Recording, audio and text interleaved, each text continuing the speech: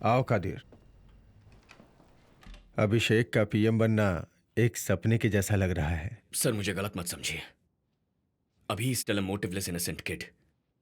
किसी स्लोप पर गाड़ी बंद पड़ जाए तो उसे पीछे जाने से रोकने के लिए हम कोई पत्थर उठाकर उसके नीचे डाल देते हैं ना। उस बच्चे को पीएम की कुर्सी पर बिठाकर आपने वैसा ही कर दिया है सर। एग्जैक्टली। हमारा देश भले ही आगे न जाए लेकिन पीछे नहीं जाना चाहिए कादिर। आओ कदीर, बधाई तो रहने ही दो, लेकिन सोचा था तुम थोड़ी हिम्मत दोगे मुझे। अभी सॉरी, मैं अभी भी उस हादसे से उभरा नहीं हूं। नो, तुम कुछ मत बोलो। अगर तुम इस देश की सच में भलाई चाहते तो आ गए होते, आकर इनके हाथ पैर जोड़कर मुझे पीएम बनने से बचा लेते यार। चुप रहो। अभी हमारे आसपास जो हो रहा है वो सोच के बहुत डर लग रहा है। I am worried about his security. अगर तुम अभी के साथ रहोगे तो अच्छा होगा कादिर। कदीर का ऑर्डर रेडी करो जल्दी। पर सर मैं अभी सस्पेंशन पर हूं। आपके सस्पेंशन ऑर्डर को रिवोक करने को बोल दिया है। Please be with me. From now onwards you are my principal security adviser. Okay? नमस्कार, कैसे हैं आप सब? हम कैसे हैं वो सब छोड़िए सर। हमारा देश अच्छा नहीं है, पेट्रोल के दाम आसमान छू रहे हैं। आप उसका क्या करने वाले हैं? एक्चुअली वो क्या है स्टेट कि गवर्नमेंट से टैक्स कम करने के लिए बुलाया, ऐसा बोलिए सर। जगह जगह माइनिंग हो रही है जिससे किसानों को दिक्कत हो रही है। उसके लिए क्या प्लान है सर? उस प्रोजेक्ट के क्या क्या प्रॉफिट हैं ये उन लोगों को समझाया जाएगा। बोलिए ना सर। एक तरफ से चाइना की आर्मी घुस रही है, उसके बारे में आपकी छोटी क्या उम्र राय में है? आप इस कुर्सी पे बैठे, आपकी योग्यता क्या है? बताइए सर। सरकार हमेशा कॉर्पोरेट कंपनी को फेवर करती है, इस बारे में आपका क्या कहना है sir? I am extremely sorry sir. आपका पहला स्टेप क्या होगा? अभी सर रिलैक्स, प्रॉम्प्टिंग इग्नोर कीजिए। आपके दिल को जो अच्छा लगे बस वही फॉलो कीजिए। सर हमारे सवालों के जवाब दीजिए। मशीन गन की तरह क्वेश्चन पूछोगे तो कैसे? To be very frank with you, कुछ सवालों के तो जवाब पता ही नहीं है मुझे, और कुछ सवाल समझ में नहीं आए। बाबर के बाद हुमायूं की तरह गद्दी पाले ये कोई राज शासन तो नहीं है ना। पीढ़ी दर पीढ़ी दादा बाप और फिर बेटे कंटिन्यू करे ये कोई अस्पताल की कुर्सी भी तो नहीं है। अगर कोई कार ऊंचाई पर खड़ी हो, उसे रोकने के लिए जो भी हाथ लगे उस पत्थर की तरह। पार्टी और सरकार को बचाने के लिए मुझे भी इस पीएम की पोस्ट में घुसा दिया गया है। 25 साल की उम्र हो गई है। उस एज एलिजिबिलिटी के अलावा मेरे पास और कोई योग्यता नहीं है। लेकिन तुमसे ये ना हो पाएगा ये कोई कह दे तो उसे कैसे भी कर दिखाना है, एक जुनून चढ़ जाता है। कॉलेज के फाइनल ईयर में 12 बैरियर्स थे। तुझे ये क्लियर करने में 5 साल और लगेंगे। पापा ने चैलेंज किया था। उसके ही अगले सेमेस्टर में मैंने सब क्लियर कर दिया। वैसे ही एक बंगाली लड़की को पटाने के लिए एक ही हफ्ते में मैंने बंगाली सीख लिया। अब वो कहाँ है sir? What's her name sir? सही कहा आपने सर। सो आपको हेडलाइन के साथ साथ ब्रेकिंग न्यूज भी मिल गई ना। I will make you more interesting for you guys. उसके बाद मलयालम, पंजाबी, गुजराती भी सीख ली मैंने। अब कौन सी भाषा सीख रहे हैं सर आप? What's your mother tongue? Gujarati sir. Why? ये भी सीख ली समझो, है ना? Okay, jokes apart. ये खराब जड़ अपनी अच्छी पकड़ बनाएगी इस भरोसे के साथ इसे गाड़ा गया है। पकड़ अच्छी हुई है या नहीं ये देखने के लिए रोज उसे खींचकर मत देखिए। मैं चंद्रकांत वर्मा की जड़ हूं, खराब नहीं होऊंगा। Please give me some time. Jai Hind. Welcome sir. आप पीएम ऑफिस से आ रहे हैं ना? मुझे इन्फो मिल गई थी। Sir, would you like to have some tea और कॉफी? No thanks. आपने कश्मीर में जो एविडेंस मिला था उसे एनालाइज किया, उसमें कोई breakthrough? Unfortunately we did not get any lead sir, but still we are analysing sir. Analyst कौन है? मिस्टर रामकुमार। हाँ? ये कदिरवन है from prime minister so office. We'll take it forward from here. Thank you. Sir, sir आप सही कह रहे हैं, जाइए ना please. Hello mister Okay, Ram. Hello आपको कोई छोटी सी लीड भी नहीं मिली है? क्यों? सर, आप तो ऐसे कहने जैसे मैं खेल रहा हूँ। फिंगरप्रिंट्स, डीएनए सैंपल्स, ये कुछ भी मैच नहीं हुआ सर। सर नाराज मत होइए, एक बार और चेक कीजिए। सर, मैं घर भी नहीं जा रहा हूँ। दिन रात हमेशा बस इसी काम में लगा हुआ हूँ सर। मैं 7 बार फोन कर चुकी है।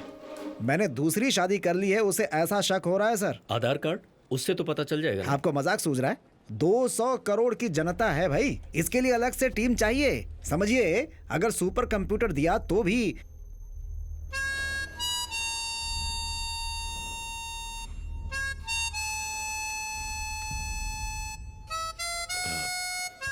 जो पोस्टिंग में लोग हैं उन्हें छोड़ो, जो रिटायर हो चुके हैं, जैसे आईबी, रॉ, एनएसजी, एसपीजी, इन सबको check और करो। वो यूनिफॉर्म पहना ब्लैक शीप भी तो हो सकता है। उसने यूनिफॉर्म पहना हो या नंगा हो, भाई वो सब कल देखेंगे ना।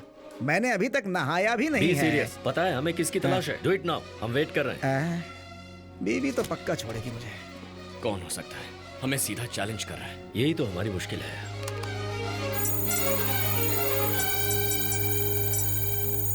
What is that? पकड़ लिया, पकड़ लिया। हो गया सर, इधर आइए। ये देखिए, इसके फिंगरप्रिंट्स कितने एक्यूरेट मैच हुए हैं।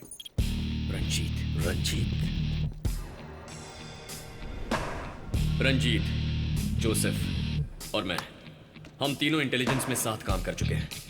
मेरे सुपरविजन में मुझे और मेरे टीम के 5 लोगों को खुफिया ऑपरेशन के लिए पाकिस्तान भेजा गया था। हम वहां अलग अलग भेस में लोगों के बीच घुल मिल गए। हम 5 में से किसी को भी इंफॉर्मेशन मिलती तो उसे तुरंत शेयर कर लेते। तभी पाकिस्तान दिल्ली पर मास अटैक करने जा रहा था, ऐसा हमें पता चला। मैंने तुरंत उसकी डिटेल्स जोसेफ को भेज दी। Joseph, come with me. Yes sir. लेकिन हमारी टीम का रंजीत एक डबल एजेंट है, यह हमें पता नहीं था।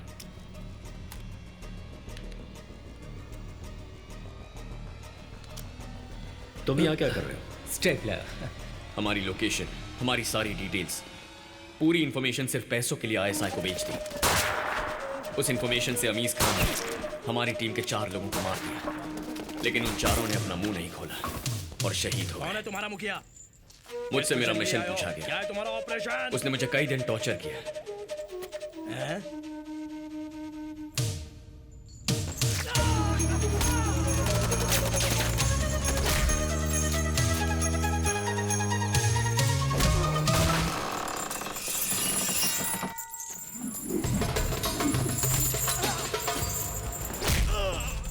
वहां से भागकर कई महीने में पाकिस्तान में ही रहा, यहाँ वहां छुपता रहा। मेरे बारे में कोई खबर ना मिलने की वजह से डिपार्टमेंट ने मेरी फाइल क्लोज कर दी।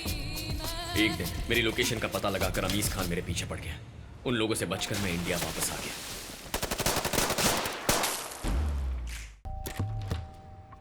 हमने रंजीत के घर छापा मारा। वहां तलाश करते हुए उसने हमें फंसाया। इससे जुड़े सारे कागजात, वॉइस नोट्स, डॉलर सब कुछ बरामद किए। उस प्रूफ के आधार पर हमने रंजीत को अरेस्ट कर लिया। देशद्रोही करार करके रंजीत को 6 साल की सजा सुनाई गई। तिहाड़ जेल भेजा गया। बेइज्जती से उसकी बीवी शीला ने अपने बच्चे के साथ आत्महत्या कर ली। उसके बाद रंजीत की कोई खबर नहीं मिली। जब जोसेफ उसके बारे में इन्वेस्टिगेट कर रहा था, तब पता चला कि 3 महीने पहले जेल से रिहा होकर वो अंडरग्राउंड होकर ये सब काम कर रहा है। मैंने उसे ट्रेस करने की कोशिश की, लेकिन पता नहीं चला। बस करो इस रंजीत की स्टोरी। जब देखो टेररिस्ट, बॉम्ब, डेथ, वायलेंस। कभी तो रोमांटिक मूड में आया करो। नॉट नाउ, अभी थोड़ा काम है। कादिर, चलो चलते हैं। कहाँ? कहीं लॉन्ग ड्राइव। ताजमहल जाकर तुम्हारे साथ एक वॉक करूंगी, कैंडल लाइट डिनर करूंगी, जनपथ में शॉपिंग। एक दिन में ये सब नहीं हो पाएगा। 2 डेज की लीव लेकर कहीं चले क्या? Okay. No no no, 2 minute का ब्रेक लेता हूँ। लव करके चली जा। 2 मिनट दे रहे हो जैसे कोई नूडल तैयार करना है। तुम भी ना, जब देखो काम में बिजी रहते हो। बाय। तंजावुर जिले के हजारों किसान रैली निकालकर धरना दे रहे हैं। ये धरना क्यों दे रहे हैं, आइए उनसे ही पूछते हैं। ये धरना किस लिए है? पहले से ही हमारे जिले में माइनिंग करके ये निकाल रहे हैं, वो निकाल रहे हैं। कॉर्पोरेट कंपनी को हमारी जमीन देकर उस पर खुदाई करके हमारी मिट्टी, हमारी फसल सब कुछ बर्बाद कर दी। अब फिर से खोदना है बताकर ये महान कंपनी फिर से खुदाई शुरू कर रही है और उसके लिए हमें डराकर हमारी जमीन को खरीदा जा रहा है। लेकिन आज हम लोग शांत नहीं बैठेंगे। कंपनी के लोगों का कहना है कि अपनी जमीन आपने मर्जी से दी है। क्या ये सच है? कुछ गांव में इन कीड़ों के कहर से बड़ी मात्रा में नुकसान हुआ है। उस नुकसान की वजह से कुछ लोगों ने अपनी जमीन बेचने का फैसला लिया है। उन सबको लेकर वो लोग रजिस्ट्री करवाने वाले हैं। देखो आ गया, वो देखो आ गया।